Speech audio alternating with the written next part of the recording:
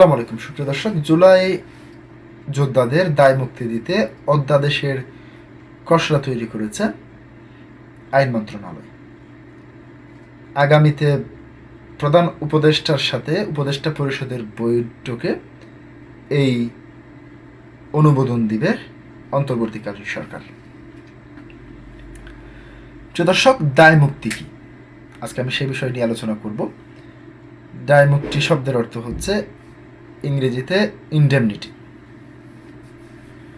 মুক্তিযুদ্ধের সময় সর্বপ্রথম বাংলাদেশে এই ইনডেমনিটি দেওয়া হয়েছিল। মুক্তিযোদ্ধারা তৎকালীন পাকিস্তানি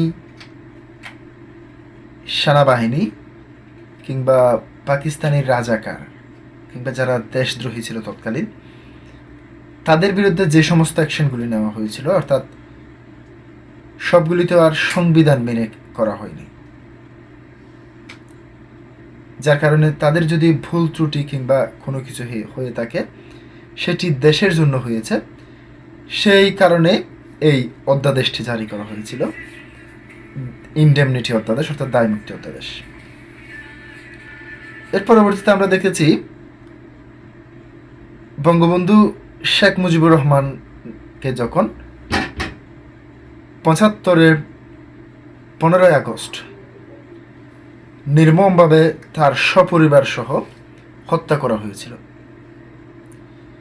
মানলাম বঙ্গবন্ধু শেখ মুজিবুর রহমান দোষ করেছেন, তাকে হত্যা করা ফরজ, কিন্তু তার সাথে সাথে সপরিবারে বংশ নির্বংশ করে দেওয়ার জন্য করে দেওয়া, সেটি কোন আইনে রয়েছে? প্রদর্শক, তৎকালীন সময় সাবেক প্রধানমন্ত্রী শেখ হাসিনা ও শেখ রেহানা বিদেশে থাকার কারণে মূলত তারা প্রাণে বেঁচে গিয়েছিলেন। পুরো পরিবারটিকে যেভাবে নৃশংসভাবে হত্যা করা হয়েছে। পরবর্তীতে আমরা দেখেছি মেজর জিয়াউর রহমানের ক্ষমতার কালে তাদেরকে দায় মুক্তি দিয়ে বিভিন্ন দেশে পাঠিয়ে দেওয়া হয়েছে, পুনর্বাসন করা হয়েছে। সর্বশেষ জুলাই যুদ্ধের সময়, জুলাই গণঅভ্যুত্থানের সময় আমরা দেখেছি জুলাই যোদ্ধারা বিভিন্ন জায়গায় থানা পুড়িয়েছে, পুলিশ পুড়িয়ে মেরেছে, মেট্রো রেলে আগুন দিয়েছে, সরকারি স্থাপনায় আগুন দিয়েছে। মূলত সেই সমস্ত অপরাধগুলিকে দায় মুক্তি দিয়ে, অর্থাৎ তাদেরকে ক্ষমা করে দিয়ে একটি অধ্যাদেশ জারি করেছে অন্তর্বর্তীকালীন সরকার।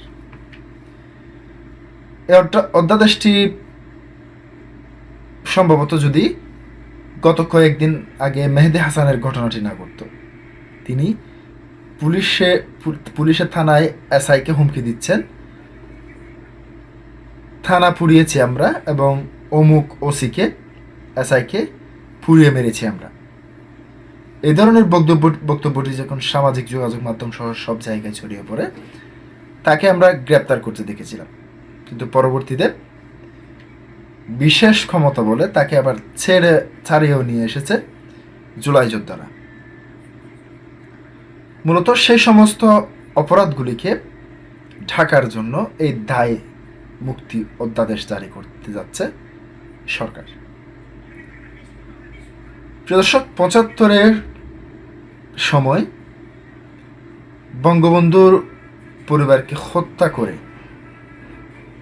যারা দেশের বিভিন্ন দেশে পালিয়েছে কিংবা যারা দেশে রয়েছেন, আমরা দেখতে পেয়েছি শেখ হাসিনা দীর্ঘ ৫০ বছর পরে এসে কিংবা ৪৫ বছর পরে এসে এর বিচার কার্যকর করেছেন। যতই দায় মুক্তি হোক না কেন, পরবর্তীতে কোনো সময় যদি আওয়ামী লীগ সরকার ক্ষমতায় আসে, এই দায় মুক্তি কখনোই টিকবে না। আপনারা দেখবেন অবশ্যই শেখ হাসিনা কিংবা আওয়ামী লীগ, শেখ হাসিনাকে ক্ষমতায় আসতে হবে না, কোনো সময় যদি আওয়ামী লীগ ক্ষমতায় আসে, এই দায় মুক্তি অধ্যাদেশটি বাতিল করে তাদের প্রত্যেককে ফাঁসির কাঠগড়ায় ঝুলতে হবে। আজকে আমি এই কথাটি এখানে বলে যাচ্ছি। পরবর্তীতে কোনোদিন যদি আওয়ামী লীগ কিংবা অন্য কোনো সরকার আসে, এই কাজটি হবে। এবার আসিফ নজরুল যে বক্তব্যটি দিয়েছেন সেটি আপনাদের সামনে একটু তুলে ধরছি। তিনি তার ফেসবুক পেজে জুলাই যোদ্ধাদের দায় মুক্তি শীর্ষক এই পোস্টে আইন উপদেষ্টা লিখেছেন, জুলাই যোদ্ধারা জীবন বাজি রেখে দেশকে ফ্যাসিস্ট শাসন থেকে মুক্ত করেছিল, অবশ্যই তাদের দায় মুক্তির অধিকার রয়েছে। জুলাই অভ্যুত্থানকে ফ্যাসিস্ট শেখ হাসিনা খুনিদের বিরুদ্ধে তারা যে প্রতিরোধমূলক কার্যক্রম চালিয়েছে